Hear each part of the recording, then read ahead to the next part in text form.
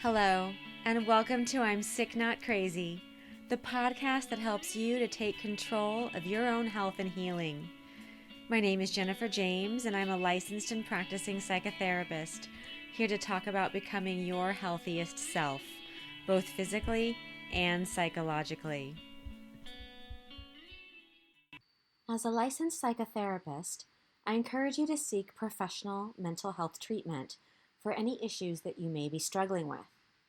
If you think that mental health care is something that doesn't fit into your lifestyle, there is an option available that works on your schedule. This podcast is sponsored by BetterHelp, a mental health care company that offers 4 ways to get in touch with a licensed counselor: video sessions, phone calls, chat, and messaging. BetterHelp is available worldwide. You can access your BetterHelp therapist from every country, and there are counselors who speak a variety of languages.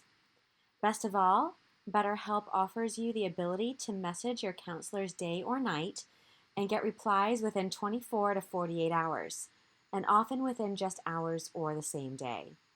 To get started, please go to my personal link at betterhelp.com/sicknotcrazy, and BetterHelp will get you started on your healthcare journey. Hello, and welcome back to I'm Sick Not Crazy with Jennifer James, marriage and family therapist. Good to talk to you again. Today I want to talk about healing our problematic relationship to anger through healthy boundaries. Society's relationship with anger is problematic, as it's an emotion that often gets confused with aggression. However, they're not the same thing.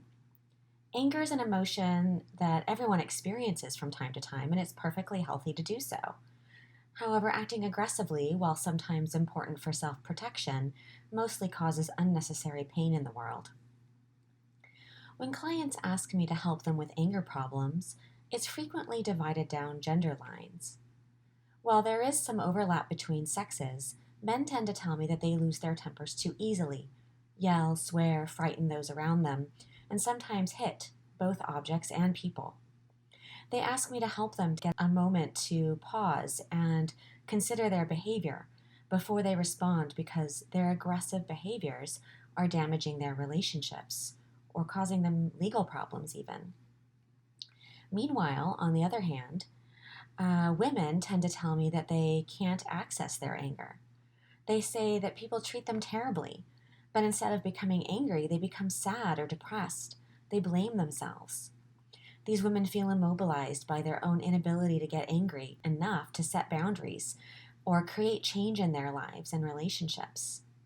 I don't believe that these gender differences in relationship to anger are actually biological. Instead, they're a product of society's penchant for gendered childbearing. Boys are taught that they're not allowed to cry, that tenderness, kindness, and sadness are not masculine, and that the only acceptable emotions are happiness and anger.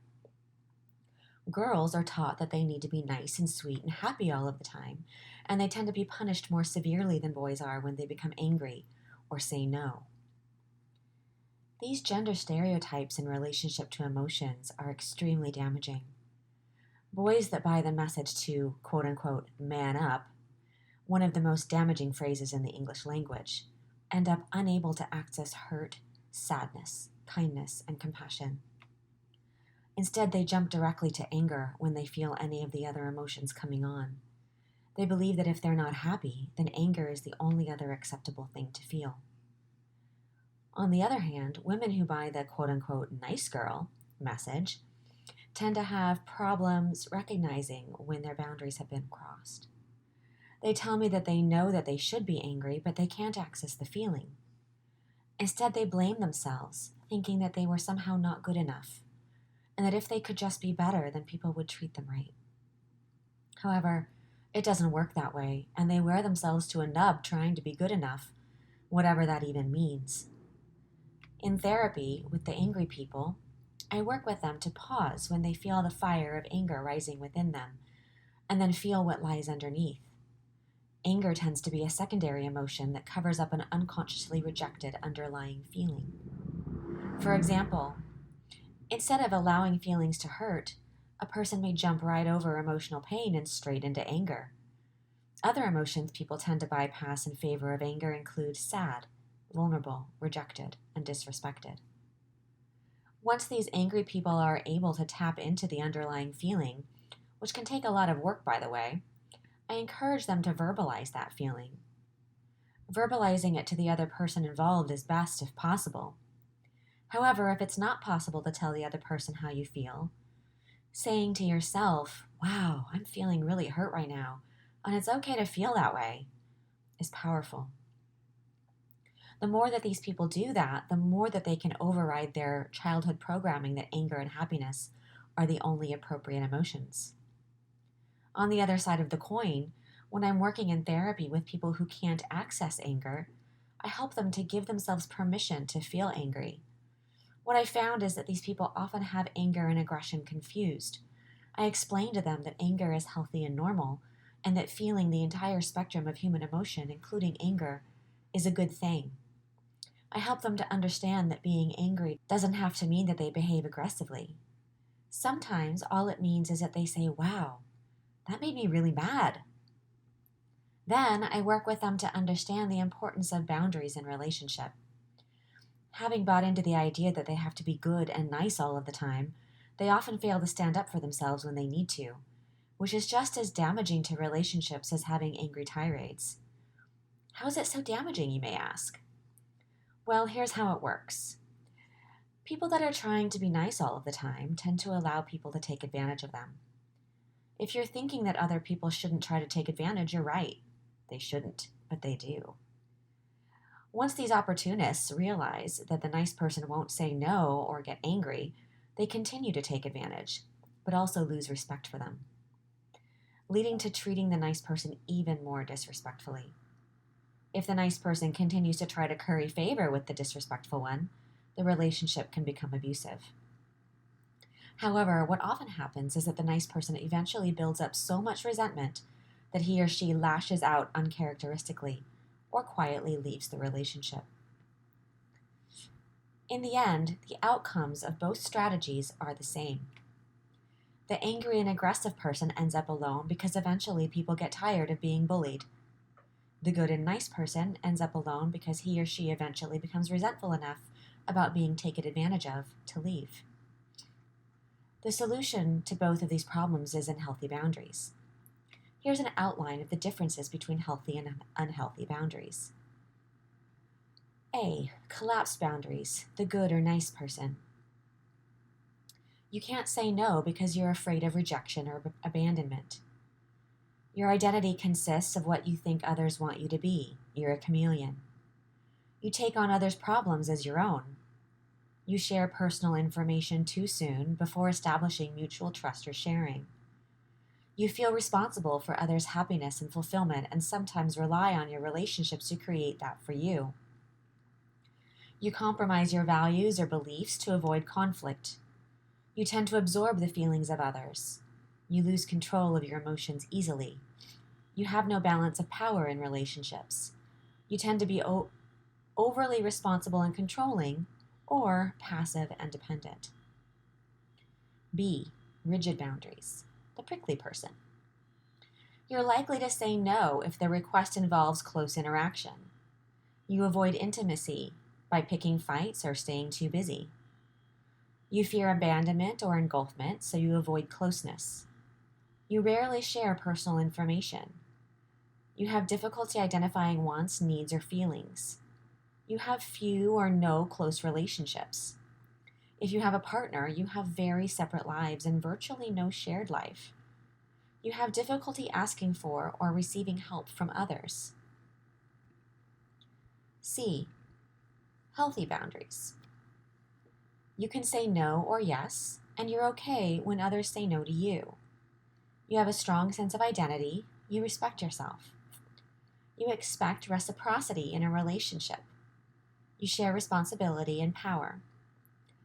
You know when the problem is yours and when it belongs to someone else. You share personal information gradually in a mutually sharing and trusting relationship. You don't tolerate abuse or disrespect.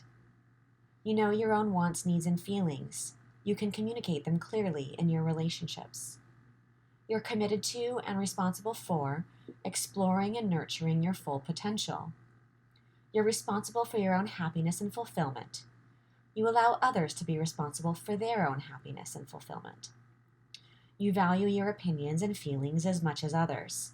You know your limits. You allow others to define their limits. You're able to ask for help when you need it. You don't compromise your own values or integrity to avoid rejection. If you recognized yourself in either the collapsed or rigid categories, don't be too hard on yourself. Knowing that boundaries are a problem for you is an important first step, and you can start today to work towards learning how to set healthy boundaries for yourself. My boundaries tend to be on the collapsed side, but they're getting better all the time. And I congratulate myself each time I say no to something that I don't want to do, even though my impulse is to say yes, because this is what progress looks like. You may also notice that your boundaries fall into different categories based on the relationship or the setting. For instance, you may have rigid boundaries at work and collapsed boundaries at home. Or you may have collapsed boundaries in romantic relationships and healthy boundaries with friends. This is completely normal. As Louise Hay says, the point of power is always now. You can start today to change these behaviors and work towards happier and healthier relationships. Be gentle with yourself as you start to make changes to your boundaries. This is a process. If you find yourself being unnecessarily harsh as you start learning to say no or ask for what you want in a healthy way, just acknowledge it and try again. This could look like, phew, that came out a little rough. Let me try that again. Usually, people are extremely understanding when you explain that you're working on a personal growth project. As your boundaries get healthier, you'll notice that your relationships with others become healthier, and that you attract healthier people and experiences into your life. It's worth the work, and I encourage you to get started now. Thanks so much for listening, and I look forward to talking to you next week.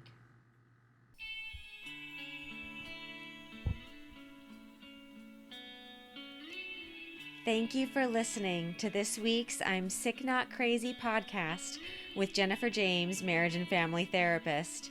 Please remember that this podcast is educational in nature, and it's not meant to substitute for medical or psychological advice.